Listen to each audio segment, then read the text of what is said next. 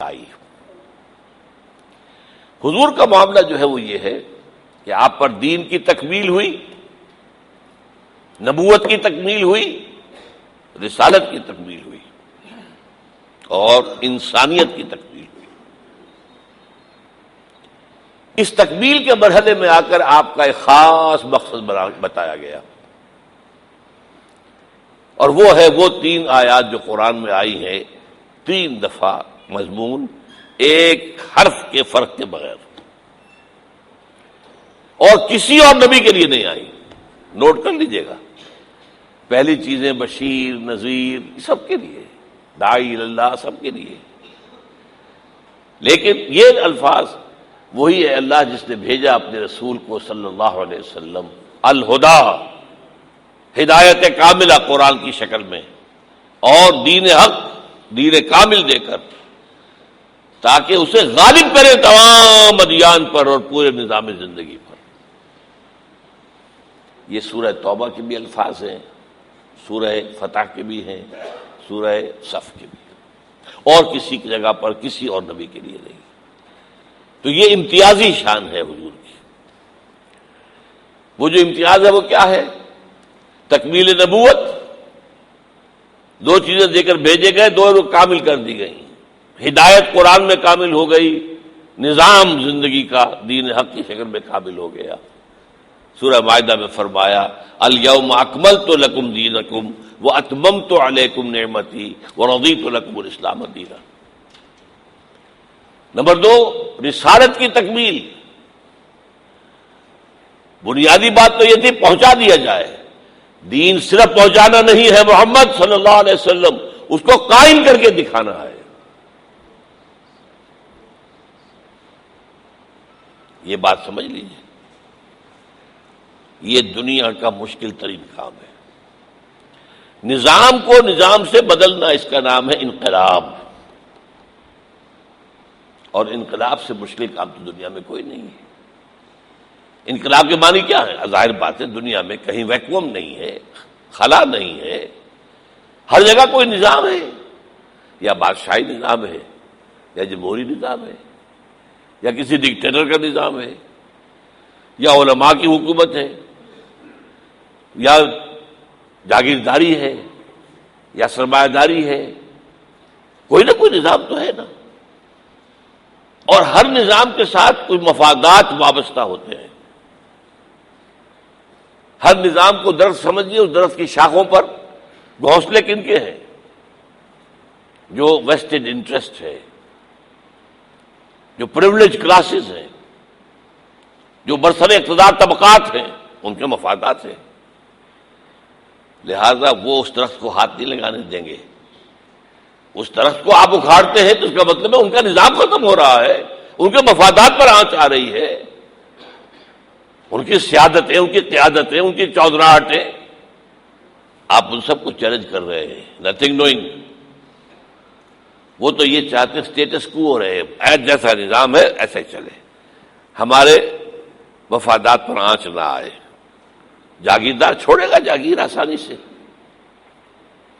سرمایہ دار جو ہے وہ سرمایہ دارانہ نظام کو چھوڑے گا؟ شاہ عبداللہ عرب والا چھوڑے گا بادشاہت؟ سعودی کسی کو بولنے تک کی اجازت نہیں دیں گے، پتہ نہیں چلے گا کہاں چلا گیا کسی نے اگر یہ بات بھی کی ہے تو۔ یہ ہے کہ نہیں؟ تو نظام بدلنا دنیا کا مشکل ترین کام ہے۔ غم مجھ کو دیا، سب سے مشکل جو نظر آیا۔ دیکھیے تقابل کیجئے، دعوت تبلیغ، محنت اس میں بھی لگے گی، مشقت اس میں بھی ہوگی، تکلیف اس میں بھی آئے گی۔ اب جیسے عیسائی مبلغین کہاں سے کہاں پہنچے، تکلیفیں اٹھائی ہیں نا، جیکب آباد میں پہنچ گئے ہیں، کہیں اور پہنچ گئے ہیں، گرمی دنیا زمین کے اوپر جہنم کی جگہ جو شمار ہو سکتی وہاں پہنچے ہیں، تبلیغ کی ہے، لیکن جان کا اندیشہ نہیں ہوتا۔ سمجھ رہے میری بات؟ اب ہمارے تبلیغی بھائی ہیں، محنت مشقت تو ہے ان کی، گھروں سے نکل کر جا کے مسجدوں میں سونا، چٹائیوں میں سونا، گھر کی آسائش ہے، بستر کے اوپر اپنے گدے کے اوپر سونا کچھ اور بات ہے۔ تو محنت، مشقت، تکلیف، یہ تو ہر کام میں ہے۔ انقلاب میں تو جان کے لالے پڑتے ہیں، جانیں دینی پڑے گی تب انقلاب آئے گا، ورنہ انقلاب نہیں آتا۔ بات سمجھ لیجیے، گرا سے باندھ کے چلیے بات۔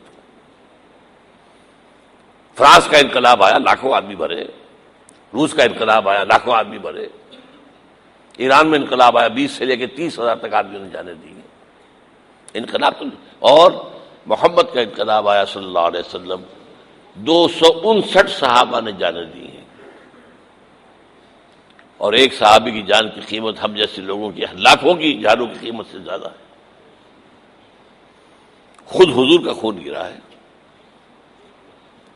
وہ دامن احد میں بھی گرا ہے فوارے کی شکل میں، اور طائف کی گلیوں میں بھی گرا ہے، مٹی میں جذب ہوا۔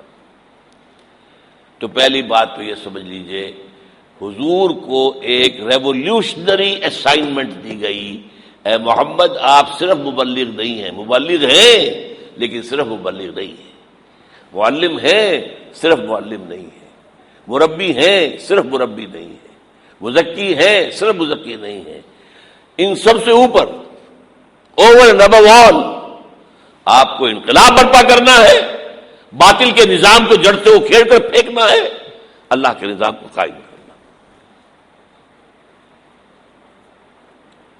اب آئیے نمبر 2، اس کے لیے مقصد طریقہ کار کیا ہوگا؟ میں بتا چکا ہوں آپ کو، یہ دونوں چیزیں واضح ہونی چاہیے۔ آپ کو کہیں جانا ہے، منزل معین ہے، کہاں جانا ہے، پھر راستہ معلوم ہونا چاہیے، ورنہ اس طرح بھٹکتے رہے، قدم قدم پر چوراہے آ جائیں گے، دوراہے آ جائیں گے، آپ غلط رخ میں مڑ گئے تو پتہ نہیں اپنی منزل سے الٹے دور جا رہے ہو۔ آپ سمجھ رہے ہو منزل کی طرف جا رہا ہو، حقیقت میں اس سے دور جا رہے ہو۔ طریقہ کیا تھا محمد رسول اللہ صلی اللہ علیہ وسلم؟ اس کو بھی 2 حصوں میں سمجھیے، اور یہ بھی میں اب آپ سے عرض کر رہا ہوں کہ یہ 2 حصے، میں نے تو اس پر جو مفصل چیزیں لکھی ہیں، ایک تو میری کتاب ہے منہج انقلاب نبوی،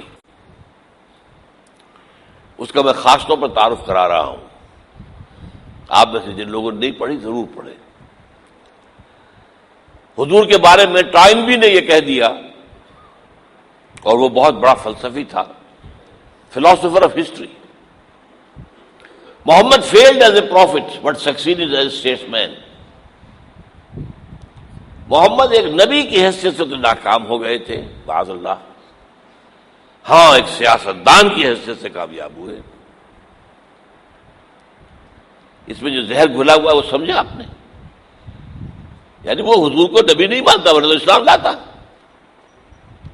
کہنے کا مقصد کیا ہے کہ مکے میں جو محمد کا نقشہ نظر آتا ہے صلی اللہ علیہ وسلم، وہ نبیوں سے ملتا جلتا ہے، دعوت ہے، تبلیغ ہے۔ وہ 2 نبیوں سے خاص طور پہ واقف ہے نا، حضرت یحییٰ، حضرت عیسیٰ، یہ دونوں عیسائیوں کے جو ہیں جو بزرگترین شخصیتیں ہیں۔ جان دی بیپٹسٹ، جیزس آف نازریت، یہاں باس کہہ رہے ہیں، وہاں باس کہہ رہے ہیں، وہاں باس کہہ رہے ہیں۔ کسی نے کہہ دیا پاگل ہو گیا ہے تو برداشت کیا، کوئی جواب میں گالی تو نہیں دی۔ یہی شان محمد کی ہے مکے کے اندر، بٹ ہیئر ہی فیلڈ، یہاں سے تو بھاگنا پڑا، ان کا لفظ نقل کر رہا ہوں، ہی ہیڈ ٹو فلی، بھاگنا پڑا۔ ہجرت بھاگنا نہیں ہے، یہ بات کی بات میں بتاؤں گا آپ کو، but succeeded as a statesman. مدینے میں تو محمد نظر آتا ہے سیاستدان، صدر ریاست، سپہ سالار۔